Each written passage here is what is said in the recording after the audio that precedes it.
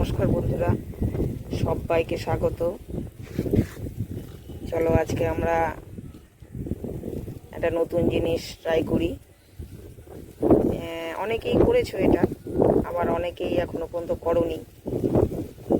তো যেটা বলতে চাইছি যে আমরা আদা আর হলুদ এই দুটো জৈবভাবে বাড়িতে আমরা চেষ্টা করতে পারি।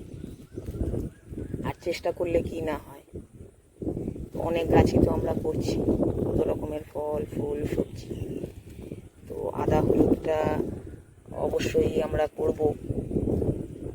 এই এই আদার গাছটা আমি প্রায় 15-20 দিন আগে বসিয়েছিলাম। তো গাছগুলো কিছুটা বড় হয়ে গেছে। কিছুই না, এই রকম মুখগুলো যখন বেরোবে, এই দেখো, ডাইরেক্ট মাটিতেও বসিয়ে দিতে পারো, কিংবা আমি একটু জলে ভিজিয়ে রেখেছিলাম, জলেও ভিজিয়ে রাখতে পারো, বেরিয়ে যাবে এরকম মুখ। আর না হলে ডাইরেক্ট মাটিতে বসিয়ে দিতে পারো, কোনো অসুবিধে নেই। মাটি ভেজা থাকলে অটোমেটিক বেরিয়ে যাবে। তো সেটা বেরোতে একটু টাইম লাগবে, 6-7 দিন লাগতে পারে। আর জলে ভিজিয়ে রাখলে এটা খুব তাড়াতাড়ি বেরিয়ে যাবে। এই যে মুখ তো অলরেডি বেরিয়ে গেছে, এবার আমি মাটিতে দেওয়ার সাথে সাথে গাছ বেরিয়ে যাবে, এটাই যে তফাৎ। আর খুব সহজভাবে অন্যান্য গাছের মতোই একদম জৈবভাবে করব। আর কোনো অসুবিধেই নেই। তোমার মাটি একদম গোবর সার আর মাটি থাকবে, আর তার সাথে একটু বালি মিশে নেব, যাতে মাটিটা আরও ঝুরঝুরে হয়। আর যেহেতু এখন বর্ষার সময়, একটু ফাঙ্গিসাইড মিশিয়ে দেবো। এই হচ্ছে মাটি। আর গাছ বড় হবে আস্তে আস্তে, ধীরে ধীরে। যখন আমার এই গাছটা একটু বড় হয়ে গেছে, এখন কি লিকুইড সার আমি দিতে পারি। সে সর্ষে খোলের লিকুইড হোক বা সবজির খোসার যে জল, সেই লিকুইড অন্যান্য গাছে যখন দেব, একেও একটু দিয়ে দেবো। সেটা অবশ্যই মাটি দেখে, মাটি ভেজা থাকলে তখন দেব না। এখন যেহেতু বর্ষার সময় মাঝে মাঝেই বৃষ্টি হচ্ছে, এখন তো দিতে পারবো না। যখন মাটি শুকিয়ে যাবে তখন দিয়ে দেব। তো এইভাবেই আমি এটা যেমন আদা লাগিয়েছি, তো আজকে একটু হলুদ বসাবো। এই যে দেখো, একটু শুধু মাটিটা ফাঁকা করে নিয়ে এইভাবে বসিয়ে দেব। একদম খুব সহজ। এত গাছের মাঝখানে এই দুটো বাদ যাবে কেন? আর যেই দুটো জিনিস আমাদের প্রতিনিয়ত ব্যবহারে লাগে, আমাদের রান্নার কাজে, যেটা আমরা খাই, এই দুটো যদি করতে পারি তাহলে তো ভীষণ ভালো।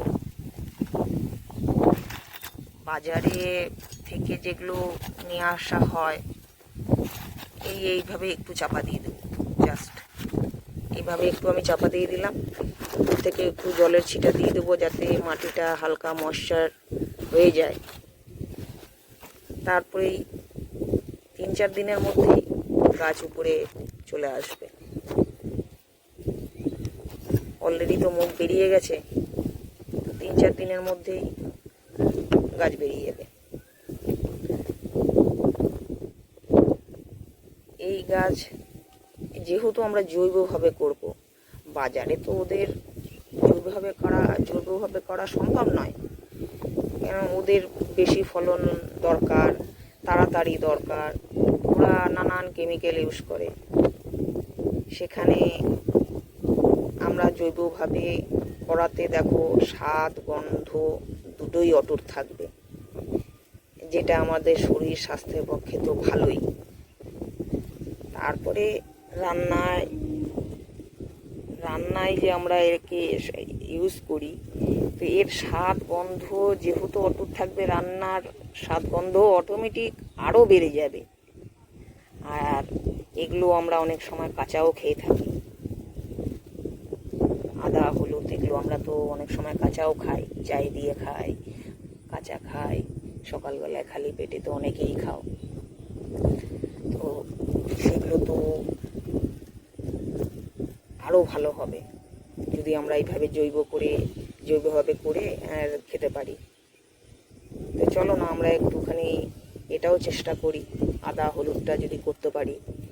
তো অনেকেই হয়তো করছো, আমি এর আগে একবার করেছিলাম,